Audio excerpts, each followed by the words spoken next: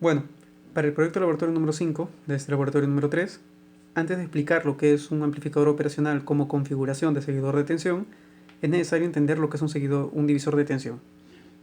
El divisor de tensión en sí, por medio de resistencias, es obtener varios puntos con diferentes tensiones en un circuito en serie. Por ejemplo, aquí he conectado dos resistencias de 220 ohm cada una y una fuente que está alimentando estas dos resistencias en serie de 8 puntos y tantos voltios muy cercano a 9.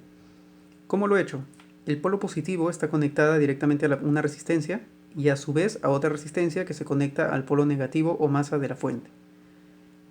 Entre cada resistencia, si hubieran más también, en cada punto entre resistencias va a haber una determinada tensión. Y eso es lo que queremos buscar. Voy a medirlo. Midiendo la tensión de la primera resistencia se obtiene 4.30 volts. Midiendo la tensión de la siguiente resistencia se obtiene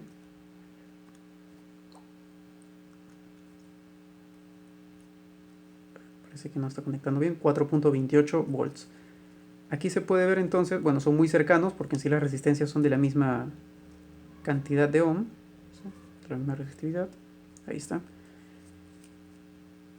Y como se puede ver, 4.30 más 4.28 debería darnos 8.58, que es la cantidad de tensión de la fuente. Vamos a medirlo.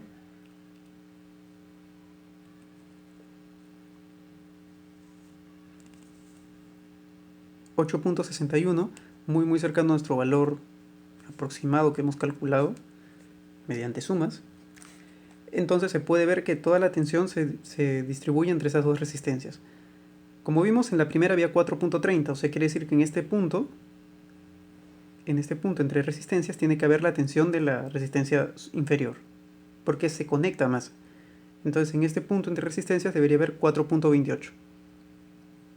Ahora, ¿cómo comprobamos esto y para qué nos va a servir esto? ¿Qué pasaría si conectáramos un LED? Esta es la aplicación directa. Si conectamos un LED entre esta resistencia, entre el punto que hemos considerado, el punto entre resistencias y masa. Obviamente prende, este es un LED que tiene mucha caída de voltaje para que se pueda ver mejor. Y ahora vamos a medir nuevamente la tensión en la resistencia 2.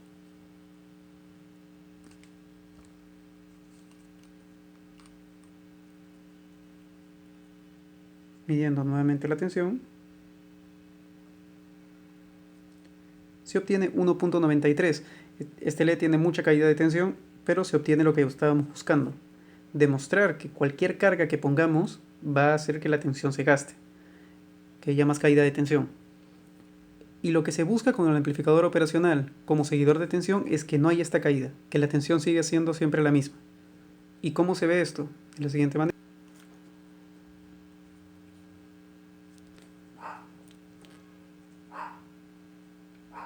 Bueno, aquí se puede ver el cálculo que se hizo para el circuito anterior, o sea, el proyecto anterior. En este caso, este mismo circuito que era el amplificador operacional configurado como no inversor, hay que configurarlo de tal forma, cambiarle variar ciertas cantidades para obtener un amplificador operacional como seguidor de tensión. El amplificador operacional como seguidor de tensión, o mejor dicho, la idea es que, dicho de otra manera, la tensión inicial sea idéntica a la tensión de salida, se puede hacer de la siguiente manera.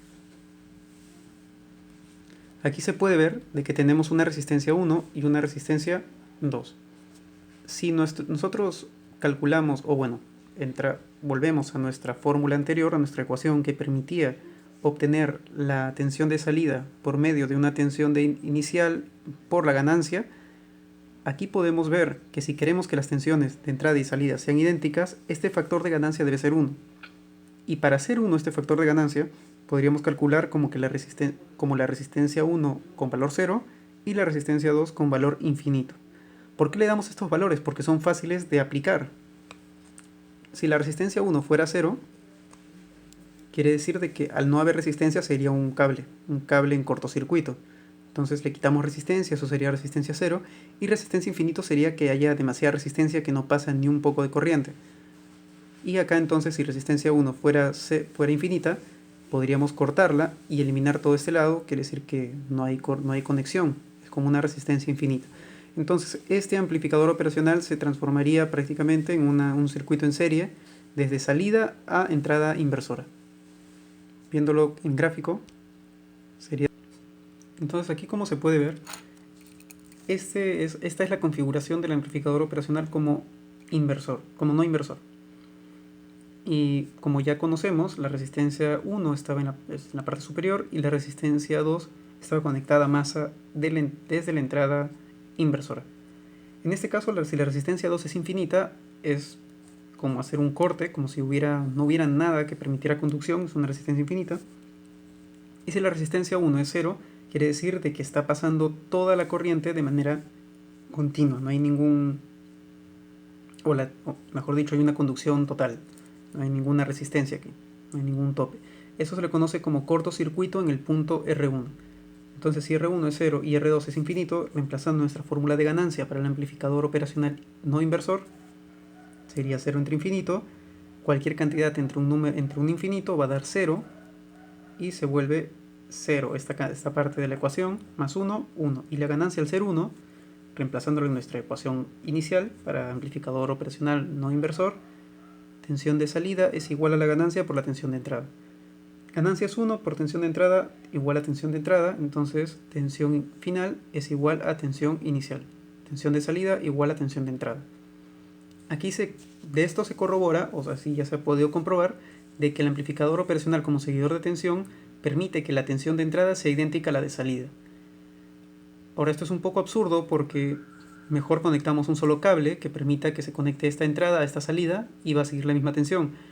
Pero este amplificador tiene su utilidad, ya que al utilizarlo en la configuración de divisor de tensión, que se explicó al inicio del video, lo que se puede obtener es que por más que conectemos alguna carga extra como un LED en el caso anterior, siga estando la misma tensión y no se gaste, no haya caída de voltaje.